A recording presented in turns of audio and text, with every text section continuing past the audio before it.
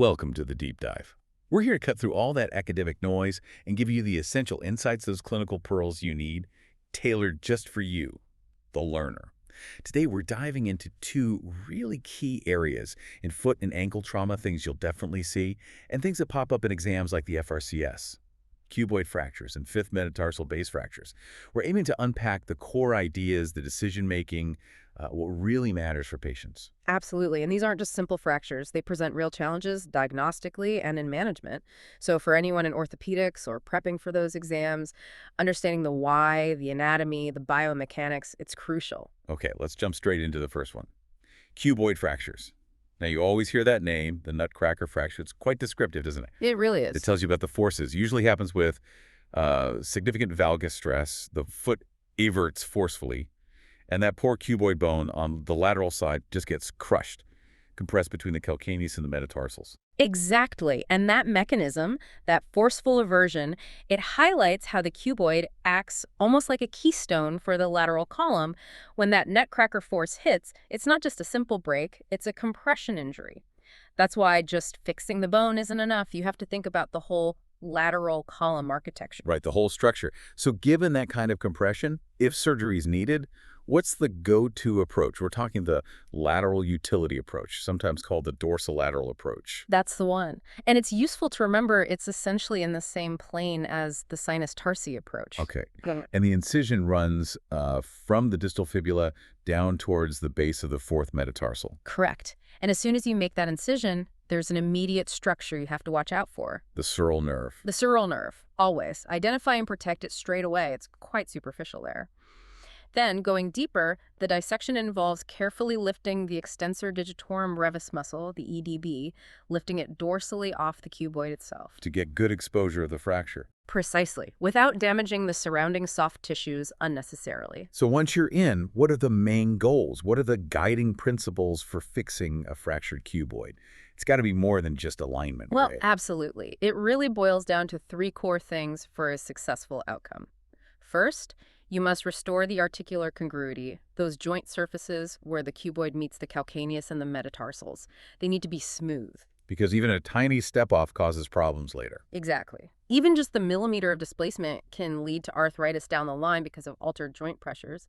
Second, you absolutely have to achieve and then maintain the lateral column length. Why is length so critical there? If that lateral side shortens, it completely changes the foot's biomechanics during gait, leading to pain and instability. And third, you need stability. Stability of both the Chopart joint, the big midfoot joint complex, and the Lisfranc joints further forward. Keep that whole system stable. Okay, that makes sense. Now, you often hear those specific thresholds for surgery. Articular displacement over 1 millimeter, or lateral column shortening more than 3 millimeters. Right. Why those exact numbers? They seem precise, but they're rooted in those principles we just talked about. That 1 millimeter articular step-off, it directly impacts the calcanea cuboid joint, which takes a lot of load. Anything more significantly increases arthritis risk. And the 3 millimeter of shortening. That directly affects the foot's lever arm during push-off. It can cause ongoing pain and problems further up the leg, so they're biomechanically driven thresholds. Got it. So you've decided to operate based on those criteria. What's the actual surgical technique? How do you get that length back first? Right. The first step is usually restoring that lateral column length. You often do this by inserting distraction pins, Where do those go? typically from the calcaneus into the base of the fifth metatarsal. They act like a little external fixator, kind of jacking open the compressed area. This recreates the space, restores the arch, and allows you to reduce the fragments properly. But then you often find a gap. Avoid where the bone was crushed. Exactly. A void. And you need to fill that. You do. That's where bone graft comes in, usually iliac crest bone graft, ICBG. You pack that into the void to provide structural support and encourage healing. Okay, graft in place. Then how do you stabilize it? Plating, fusion. That's the next decision. You might use bridge plating, placing a plate across the fractured area, spanning the combination to hold everything while it heals. Or in some cases, you might consider primary arthrodesis actually fusing the joint. When would you choose fusion over plating? Well, if the joint surface itself is just too damaged, too comminuted to be salvaged reliably, fusion might offer a more predictable, stable, long-term result, even though you sacrifice motion at that specific joint. Bridge plating aims to preserve the joint, which is ideal if you can get good congruity back. It's a judgment call based on the fracture pattern and the state of the joint surface. Okay, that covers the cuboid really well.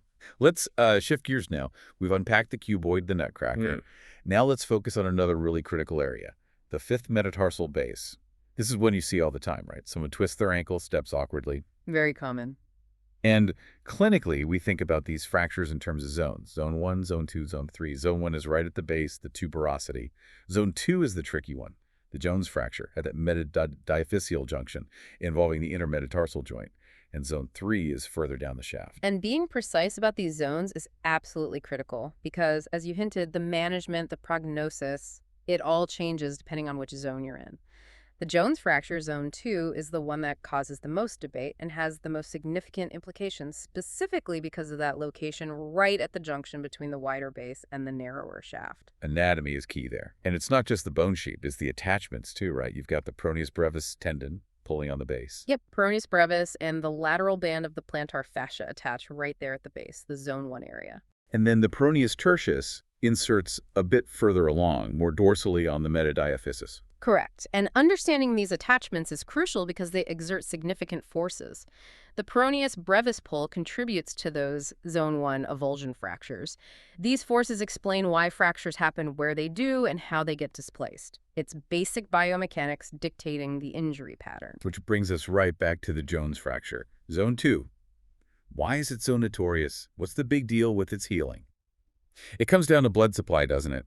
This idea of a dual supply metaphyseal vessels from the base and the diaphyseal nutrient artery coming from the shaft. Exactly. But the fracture line itself Falls right in between. right in that watershed area. It's a region with a relatively poor, more tenuous blood supply compared to the bone proximal or distal to it. And that anatomical fact is the absolute core reason why Jones fractures have such a high rate of non-union. The biology just isn't optimal for healing right there. So even with perfect fixation. Even with perfect fixation, if the biology isn't there, healing can be a real struggle. It's an uphill battle sometimes. Okay, so knowing that healing challenge, especially for Zone 2, how do we manage these fractures zone by zone? Let's do a quick rundown. Sure. Zone 1, those tuberosity avulsions, usually pretty straightforward. Non-operative management works well. An air cast boot, walking boot, weight bearing as tolerated, they tend to heal nicely. Good. What about Zone 2, the Joneses? Okay, zone 2. This is where it gets more complex. You can treat it non-operatively, often with non-weight bearing in a cast for 6-8 weeks. But, and this is a big but, you have to counsel the patient about that significant risk of non-union because of that watershed blood supply. Especially in active people. Especially for sedentary folks, maybe the risk is acceptable. But for athletes, elite, or even serious recreational ones, surgery is very often recommended up front. Is there good evidence comparing the outcomes? Yes, quite strong evidence. That meta-analysis by Roche and colleagues back in 2013 looked at 26 studies. It found union rates around 76% for non-operative treatment versus 96% for operative treatment. Wow, a 20% difference. That's significant. It's huge. That's why surgery is often pushed for athletes that can't afford that high non-union risk or the prolonged time off. And Zone 3, the shaft fractures. Zone 3, further down the shaft, often treated non-operatively too, unless there's significant displacement or angulation. But again, for elite athletes, or if a non-union develops, then surgery would be indicated.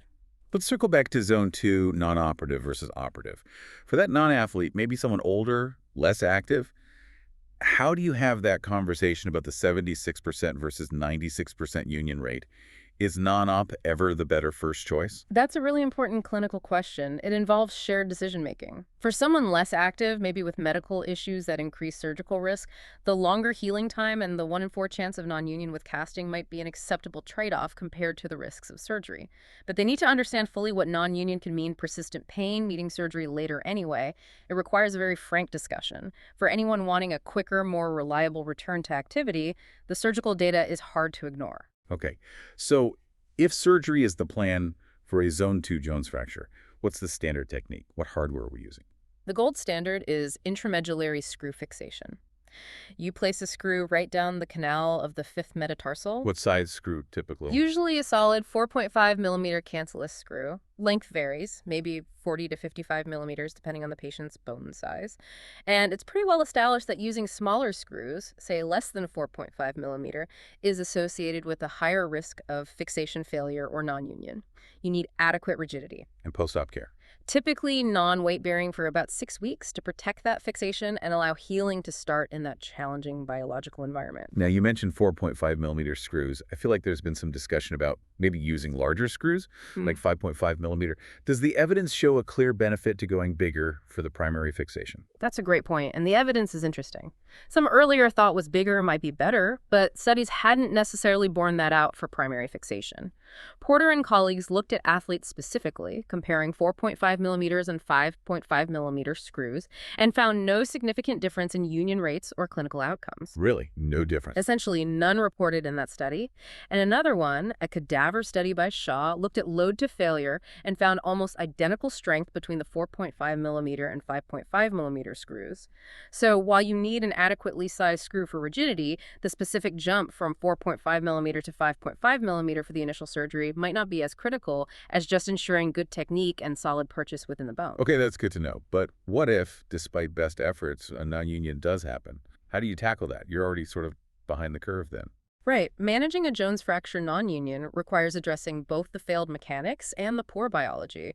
So the approach is revision fixation, and this time you do typically go with a larger diameter screw, often a 5.5 millimeter, or even larger if the canal lies. You need more robust mechanical stability.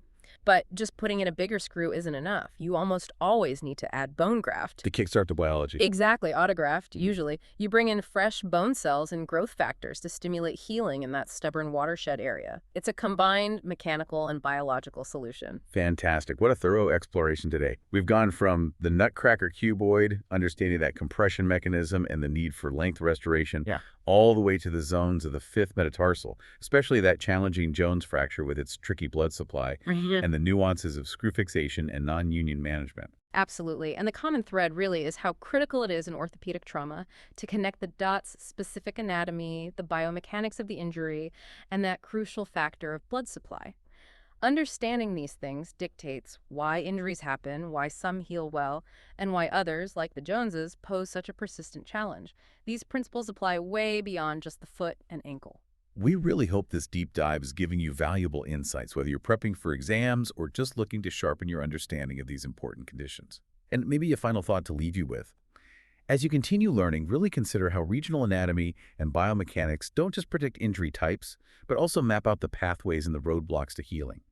Where else in orthopedics do you find these critical watershed areas, and how does knowing about them change your entire approach to treatment?